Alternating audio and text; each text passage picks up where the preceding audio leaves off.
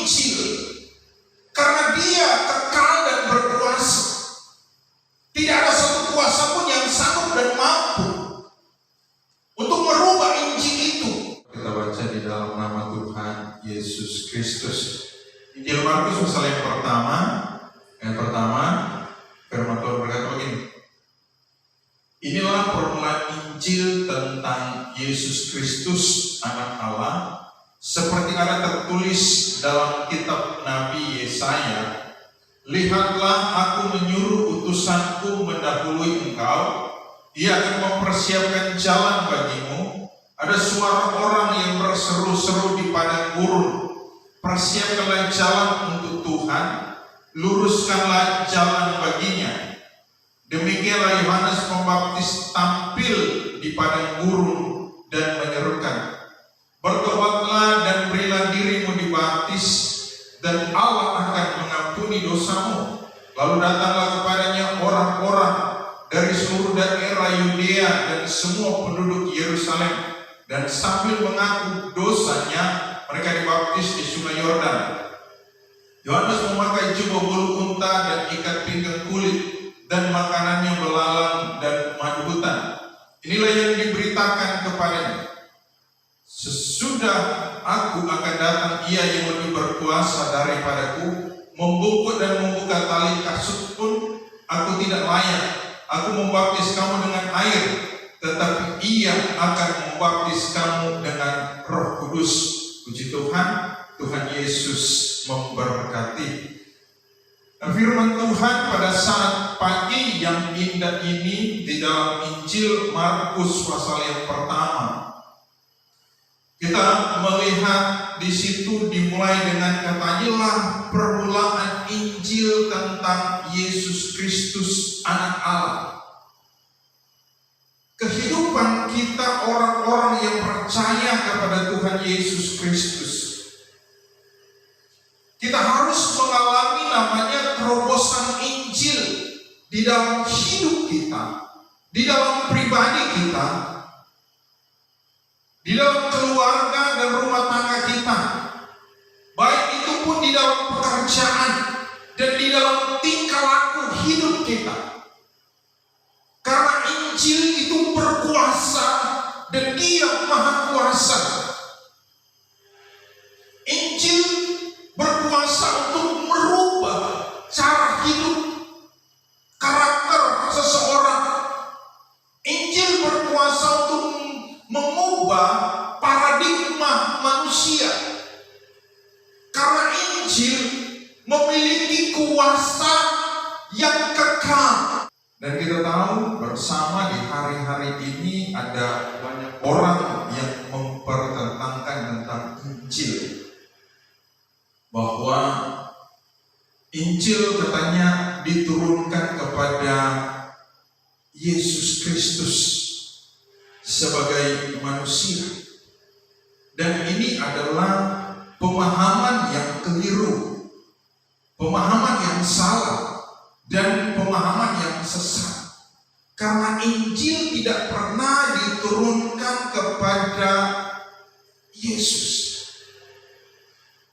Karena Alkitab di dalam ayat ini dengan jelas menyampaikan. Jadi kalau kita mau berbicara tentang Injil, kita harus tahu siapa Injil itu. Injil itu berbicara tentang Yesus Kristus. Di dalam ayat ini dikatakan, ini permulaan Injil tentang Yesus Kristus. Jadi Injil berbicara tentang pribadi yang kekal, yaitu Yesus Kristus yang telah datang ke dalam dunia menjadi manusia. Dan Dia diam di antara semua umat manusia yang percaya kepadanya. Dan Injil ini memberikan terobosan di dalam hidup manusia yang percaya kepada Yesus sebagai Sang Injil itu sendiri. Jadi Injil tidak pernah diturunkan kepada Tuhan Yesus, tetapi Injil itu Dia diutus dari sorga, datang kepada manusia untuk menyampaikan, untuk supaya setiap manusia ini memiliki pola pikir yang benar akan Tuhan, akan kebenaran, akan firman. Karena Injil itu adalah dia memiliki kuasa di sorga dan kuasa di bumi. Ada di dalam Injil ini. Dan Injil yang benar adalah Injil tentang Yesus Kristus. Jadi kalau ada orang yang memberitakan Injil bukan tentang Yesus, maka itu adalah Injil yang palsu, Injil yang tidak benar, kabar yang menyesatkan. Apalagi orang berkata bahwa Injil diturunkan kepada Tuhan Yesus, itu salah. Karena Injil itu yang benar adalah Injil itu dia turun dari sorga ke bumi ini. Dialah Yesus Kristus itu sendiri. Jadi kembali kita harus tahu bahwa Injil itu adalah Yesus Kristus itu sendiri yang telah datang ke dalam dunia.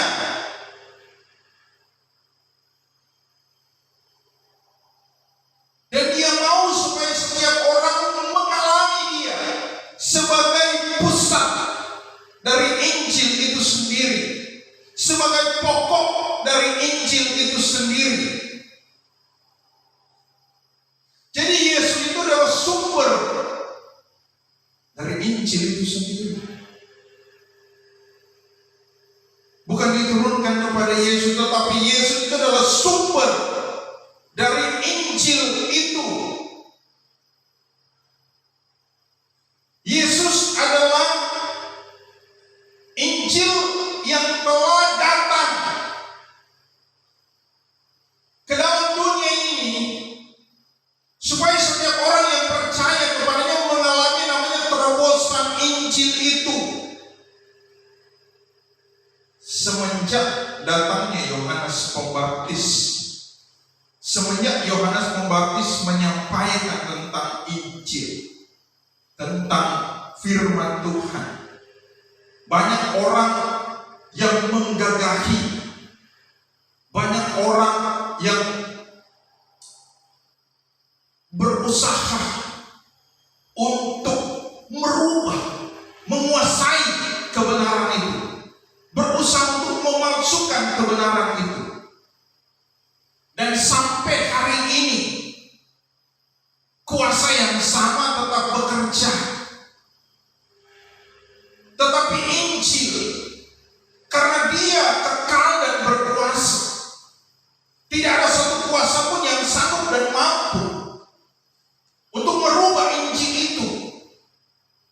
Karena Injil, dia berkuasa dari dulu sampai selama-lamanya, dia kekal dan tidak bisa diubah oleh manusia. Injil yang merubah manusia yang mau percaya kepadanya. Oleh karena itu, betapa pentingnya kehidupan kita mengalami namanya terobosan Injil di dalam kehidupan kita sebagai orang-orang yang percaya kepada Tuhan Yesus Kristus. Kenapa saya berkata bahwa betapa pentingnya kita mengalami namanya terobosan Injil? Karena orang yang mengalami terobosan Injil di dalam hidupnya, orang tersebut dia mengalami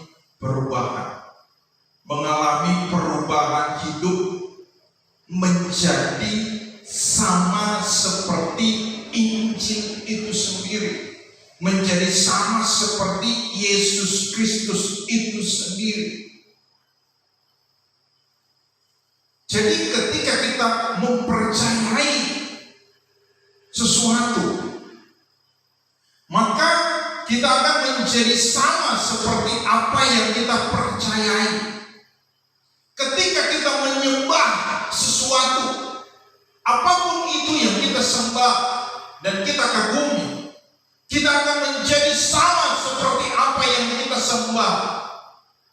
Ketika kita menyembah Yesus, maka kita juga akan menjadi sama seperti Yesus sebagai pribadi yang penuh dengan kasih, pribadi yang penuh ketulusan, sebagai pribadi yang maha kuasa, sebagai pribadi yang sempurna, yang menuntun hidup kita berjalan dan hidup di dalam kesempurnaan. Nah, Injil juga adalah Injil yang kudus. Ketika kita mengalami Injil di dalam hidup kita, maka kita juga mengalami kekudusan dari Injil itu sendiri. Oleh karena itu, betapa pentingnya kehidupan kita mengalami terobosan Injil. Karena Injil firman Tuhan berkata di dalam Roma 1 ayat yang ke-16 adalah kekuatan Allah yang menyelamatkan, yang merubah, membaharui hidup orang yang percaya kepada Injil itu, yaitu Tuhan Yesus Kristus. Jadi pusat Injil adalah Yesus. Di dalam Injil Markus pasal yang pertama dengan jelas, Injil itu tentang Yesus, tentang Kristus, tentang anak Allah, tentang Allah dan kerajaannya. Itulah Injil yang benar. Nah, kalau kita mengalami terobosan Injil di dalam hidup kita, maka kita akan menjadi satu dengan Injil itu. Injil menjadi satu dengan kita, dan kita juga menjadi satu dengan kuasa Injil itu. Dan orang yang mengalami terobosan Injil, ketika dia menjadi satu dengan kuasa Injil itu sendiri, maka firman Tuhan berkata, kita sedang hidup di dalam penggenapan firman Allah. Jadi orang yang menjadi satu hidupnya, yang menjadi satu dengan Injil, dia sedang menggenapi firman Tuhan. Dia sedang hidup di dalam penggenapan firman Allah itu. Ayat 2, seperti ada tertulis dalam kitab Nabi Yesaya. Jadi orang yang mengalami terobosan Injil, dia sedang hidup menggenapi rencana Tuhan. Dia sedang hidup menggenapi firman Allah yang disampaikan oleh Yesaya di dalam kehidupan kita. Dan orang yang mengalami terobosan Injil, firman Tuhan berkata, hidupnya, lihatlah aku menyuruh utusanku mendahului engkau. Orang yang mengalami terobosan Injil adalah orang yang mau dipersiapkan oleh Yesus. Orang yang siap dipersiapkan oleh Tuhan. Orang yang siap dibentuk oleh Tuhan.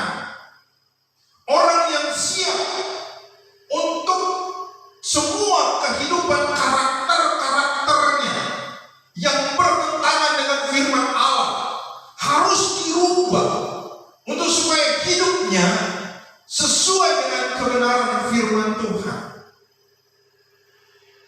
Karena firman Tuhan berkata begini, lihatlah aku menyuruh utusanku mendahului engkau. Orang yang mengalami terobosan Injil di dalam hidupnya, kita harus tahu bahwa kita ini adalah utusan-utusan Kristus di akhir zaman ini. Bukan hanya pendeta sebagai utusan Kristus, sebagai jemaat, sebagai pemuda, remaja, orang dewasa, kita semua adalah utusan-utusan Tuhan.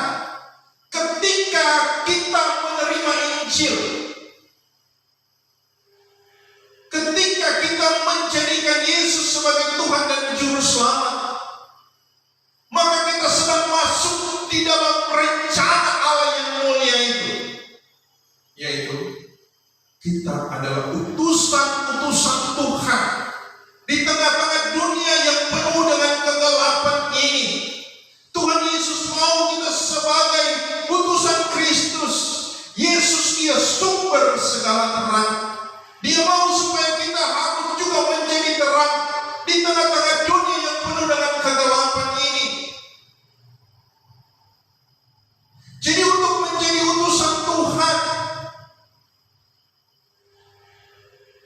tidak harus juga kita ke sekolah Alkitab, tidak harus kita belajar teologi, tidak harus kita belajar di sekolah-sekolah utusan Injil, tidak harus. Tetapi yang Tuhan mau, semua pengalaman hidup kita bersama-sama dengan Tuhan, itulah yang Tuhan Yesus mau. Untuk apa? Untuk kita bicarakan, sampaikan, katakan kepada orang-orang yang ada di sekitar kita lewat pengalaman hidup kita dengan Tuhan.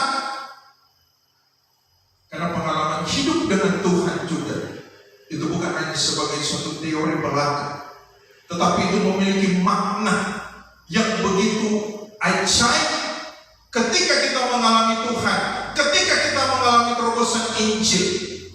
Bagaimana kasih Tuhan, bagaimana karya Tuhan, bagaimana kuasa Tuhan, bagaimana keagungan dan kemuliaan Tuhan Tuhan nyatakan di dalam hidup kita yang mengalami terobosan Injil. Jadi betapa ajaibnya ketika kita mengalami terobosan Injil. Jadi ketika Tuhan menempatkan kita, atau Tuhan menempatkan engkau, baik engkau sebagai mahasiswa atau sebagai seorang siswa, engkau murid SD atau SMP, ketika engkau mengalami Injil dalam hidupmu, itulah ladang yang Yesus mau engkau menjadi saluran berkat dimanapun engkau berada saat ini, hari ini. Baik di lingkungan pekerjaanmu, engkau adalah utusan Kristus di sana, engkau adalah utusan Injil di sana. Di dalam bisnismu, engkau juga adalah utusan Kristus di sana, supaya lewat hidupmu Yesus dikenal, Yesus dimuliakan, Yesus ditinggikan, dan Yesus diagungkan. Jadi dalam segala aktivitas kita, ketika kita mengalami terobosan Injil, Tuhan mau di dalam segala aktivitas kita namanya yang dipermuliakan, namanya yang ditinggikan, namanya yang diagungkan. Bukan nama kita, bukan pribadi kita, bukan usaha dan pekerjaan kita, tetapi nama Tuhan Yesus Kristus. Firman Tuhan berkata, Ia akan mempersiapkan jalan bagimu. Ketika kita mengalami terobosan Injil, kita menjadi jalan untuk orang datang kepada Tuhan. Kita menjadi jalan untuk orang datang kepada Yesus. Kita menjadi jalan untuk orang percaya kepada Yesus. Yesus dia adalah jalan, kebenaran, dan hidup. Ketika kita mengalami Injil, maka hidup kita juga mengalami pembenaran. Kita dibenarkan oleh Tuhan. Kita dibenarkan oleh Yesus. Ingat baik bahwa ketika Yesus mati di atas kayu salib, Dia berkata, sudah selesai. Hidup kita yang tidak benar telah dibenarkan oleh Yesus ketika Dia mati di atas kayu salib. Yang harus kita lakukan adalah kita menerima kebenaran itu dengan iman dan kepercayaan kita, dan kita harus hidup di dalam kebenaran, berjalan di dalam kebenaran itu. Jadi orang yang mengalami terobosan Injil, kita memiliki namanya tanggung jawab iman, tanggung jawab rohani. Bukan hanya menjadi jemaat biasa. Kita harus menjadi jemaat yang bukan hanya biasa-biasa saja, tetapi harus menjadi jemaat yang tahu, yang mengerti tentang kehendak Tuhan di dalam hidup kita. Bahwa ketika kita bersekutu dengan Tuhan, kita harus sadar bahwa kita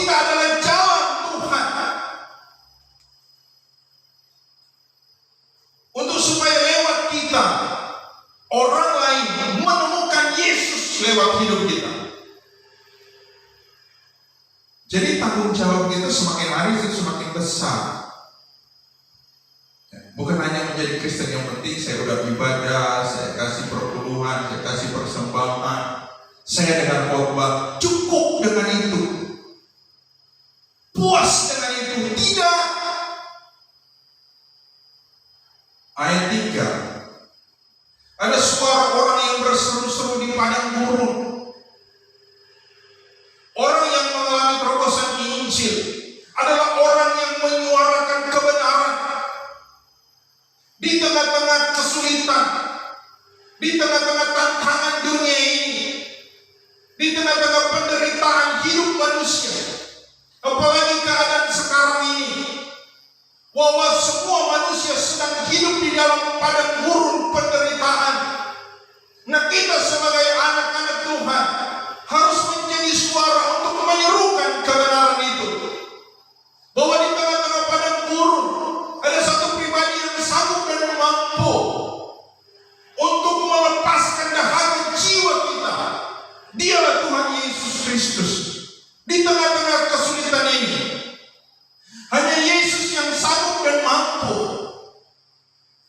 untuk melegakan jiwa kita di tengah-tengah dunia yang semakin hari semakin sulit. Tetapi firman Tuhan di sini berkata, kita harus menjadi suara itu, menyuarakan kebenaran Tuhan. Dunia ini seperti padang gurun, dan memang dunia ini adalah padang gurun, dan kita adalah suara-suara ilahi. Tuhan mau kita juga menyuarakan suara ilahi itu, sama seperti yang telah disuarakan oleh Yohanes Pembaptis. Kita punya tanggung jawab yang sama, karena kita punya Tuhan yang sama, kita punya Injil yang sama, kita punya Yesus yang sama, kita punya kuasa dan otoritas yang sama. Jadi otoritas yang Tuhan berikan kepada Yohanes, otoritas yang sama juga Tuhan berikan kepada kita, yang hidup tampil sebagai suara-suara Tuhan, sebagai hidup yang tampil untuk menyuarakan kebenaran firman Allah. Maka ketika kita menyuarakan kebenaran firman Tuhan, disitulah kuasa Allah itu nyata dalam hidup kita. Ayat 3 selanjutnya firman Tuhan berkata, persiapkanlah jalan untuk Tuhan. Jadi hidup kita harus tahu bahwa lewat Tuhan sedang mempersiapkan hidup kita untuk menjadi jalan. Jadi ketika kita juga sedang duduk di gereja, kita harus tahu kita punya tanggung jawab. Ketika kita keluar dari tempat ibadah, kita punya tanggung jawab. Ketika kita keluar dari gereja, kita punya tanggung jawab, yaitu kita harus menjadi jalan. Menjadi jalan untuk Tuhan, berkarya lewat hidup mereka. Menjadi jalan untuk Tuhan, supaya Tuhan dipermuliakan di dalam hidup kita. Oleh karena itu betapa pentingnya kita harus mengalami terobosan Injil. Jadi orang yang mengalami terobosan Injil, dia memiliki namanya gairah ilahi. Gairah Allah ada di dalam hidupnya untuk mempersiapkan hidupnya menyongsong tuaian yang besar yang akan Tuhan buat lewat hidup kita. Jadi penuaian juga ini bukan hanya menjadi tanggung jawab seorang pendeta, tidak. Karena di sini Alkitab tidak mengatakan begini, persiapkanlah jalan untuk Tuhan hanya khusus pendeta-pendeta.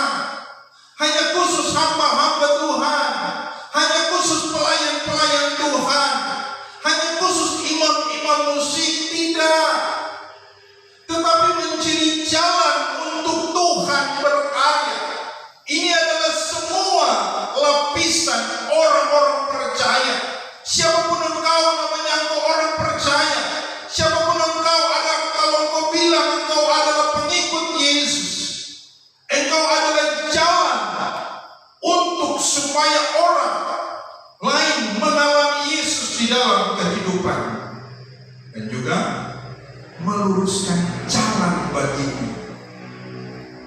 Di dalam perjalanan iman kita, tidak selamanya mulus. Kadangkala kita gagal, kadangkala kita jatuh, kadangkala kita menyimpang, kadangkala kita tidak taat dan kita tidak setia. Tetapi Tuhan tidak menghukum kita. Tuhan tidak meninggalkan kita. Tuhan tidak membiarkan dan mempermalukan kita. Dia datang dalam hidup kita, menguatkan kita, menyadarkan kita, menginsafkan kita, supaya kita kembali kepada jalan yang lurus itu. Kita kembali kepada jalan yang benar itu, yaitu Tuhan Yesus Kristus. Kenapa kita gagal? Karena kita mengandalkan kekuatan kita. Kita gagal karena kita mengandalkan kemampuan kita. Orang gagal bukan pada saat dia sedang ada di dalam proses penderitaan. Tidak. Banyak orang gagal ketika dia ada di puncak kesuksesannya. Banyak orang gagal ketika dia merasa hidupnya sudah diberkati oleh Tuhan. Karena sini firman Tuhan berkata, luruskanlah jalan bagimu. Di dalam perjalanan hidup kita, tidak ada orang yang tidak pernah gagal. Tetapi di dalam kegagalan, Tuhan mau kita sadar dan kita kembali kepada jalannya Tuhan. Tuhan mau supaya apa? Kita punya hati ini lurus, sama seperti hati Yesus adalah hati yang lurus. Tuhan mau juga kita punya pikiran ini, pikiran yang lurus, sama seperti pikiran Yesus adalah pikiran yang lurus. Tuhan mau juga kita punya kehendak ini lurus, sama seperti kehendak Tuhan yang lurus. Karena saya meyakini ketika hati kita lurus sama seperti hati Tuhan, kita tidak akan jatuh. Kita tidak akan melakukan kesalahan. Ketika hati kita lurus, orang jatuh karena hatinya gak lurus. Oleh karena itu, mari kita menyelaraskan kembali, kita meluruskan hati kita, supaya hati kita sama seperti hati Bapa, sama seperti hati Yesus. Hati Yesus adalah hati yang penuh dengan belas kasihan. Hati Yesus adalah hati yang penuh dengan cinta, melihat jiwa-jiwa yang ada di sekitarnya yang belum mengenal Tuhan. Oleh karena itu dia mengutus Yohanes di tengah-tengah dunia pada saat itu yang jahat, sama dengan hidup kita juga. Tuhan mengutus kita di dunia ini, di tengah-tengah dunia ini, supaya lewat hidup kita Tuhan dipermuliakan. Demikianlah Yohanes tampil di padang gurun dan menyerukan, bertobatlah dan berilah dirimu dibaptis, dan Allah akan mengampuni dosa. Di dunia ini tidak ada satupun yang sanggup dan mampu mengampuni dosa. Jadi orang yang mengalami terobosan Injil adalah orang yang menyadari dosanya sudah diampuni. Dan kalau kita tahu bahwa dosa kita sudah diampuni oleh Tuhan Yesus, Tuhan Yesus mau juga kalau kita telah mengalami pengampunan dosa oleh karena kebaikan hati Tuhan, Tuhan Yesus mau juga lewat hidup kita orang lain juga mengalami hal yang sama. Mereka harus tahu dan mengerti dosa mereka sudah diampuni, sama seperti Kristus telah mengampuni dosa kita. Dan kita harus menyuarakan itu. Kita harus memberitahu itu. Bagaimana kita memberitahu orang bahwa dosa kita sudah diampuni kalau kita masih jatuh di dalam dosa, atau kita hidup di dalam dosa? Kita menutupi dosa kita dengan berbuat baik. Itu salah. Oleh karena itu, orang yang mengalami terobosan Injil adalah orang yang benar-benar hidup di dalam pertobatan yang sungguh-sungguh dengan Tuhan. Dan orang yang hidup di dalam pertobatan yang sungguh-sungguh dengan Tuhan, dia sanggup dan dia mampu untuk tampil menyuarakan kebenaran yang sesungguhnya, kebenaran, dan dia tidak menutup-nutupi kebenaran itu. Jadi orang yang mengalami terobosan Injil, dia akan akan hidup di dalam kemurnian hati. Demikianlah Yohanes tampil di padang gurun. Kalau seperti kita di zaman ini, kita disuruh berteriak-teriak di padang gurun, padang yang gersang, padang yang panas, ya, mana mau mungkin. Di hari-hari ini pun, ketika kita ditantang untuk menjadi saksi, takut orang untuk menjadi saksi. Tuhan mau kita juga harus menyuarakan kebenaran itu. Oleh karena itu, betapa pentingnya. Jadi orang yang mengalami terobosan Injil, diberikan roh keberanian untuk dia menyuarakan firman Tuhan, untuk dia menyuarakan Injil Kristus, untuk dia menyuarakan firman Allah, untuk dia menyuarakan kabar kasih Tuhan, kesetiaan Tuhan, kuasa Tuhan, kehebatan Tuhan, kedahsyatan Tuhan. Dia mampu dan sanggup juga tampil di padang gurun untuk memberitakan bahwa pengampunan dosa sudah terjadi dan sudah dilakukan oleh Tuhan Yesus di atas kayu salib 2000 tahun yang lalu. Pada saat Yesus berkata sudah selesai, dan salah satu yang dia selesaikan adalah dosa kita. Jadi dosa kita sudah diselesaikan oleh Tuhan Yesus di atas kayu salib. Nah, untuk kita mengalami dan menerima pengampunan dosa, kita harus membuka hati kita, percaya dan menerima Yesus sebagai Tuhan dan Juru Selamat. Karena ketika kita percaya dan menerima Yesus sebagai Tuhan dan Juru Selamat, maka semua dosa kita pasti diampuni oleh Tuhan Yesus Kristus. Karena Dia datang untuk mengampuni dosa-dosa semua umat manusia, tidak ada yang terkecuali. Ketika kita merendahkan diri kita kepada Tuhan, maka kepastian pengampunan dosa menjadi bagian kehidupan kita semua. Oleh karena itu, sebagai orang-orang yang percaya kepada Tuhan, sudahkah kita mengalami terobosan Injil? Sudahkah benar-benar kita mengalami Yesus di dalam hidup kita? Karena ketika kita mengalami Yesus di dalam hidup kita menjadi satu dengan Injil. Hidup kita menjadi satu dengan Tuhan. Dan ketika kita juga menjadi satu dengan Injil, maka kita sedang hidup menggenapi firman Allah, yaitu menjadi jalan, menjadi suaranya Tuhan di tengah-tengah dunia ini, menyuarakan suara kebenaran dan menjadi jalan supaya lewat hidup kita Tuhan dikenal, Tuhan dipuji, Tuhan ditinggikan, Tuhan diagungkan. Dan orang yang mengalami terobosan Injil, dia hidup di dalam kemurnian hati.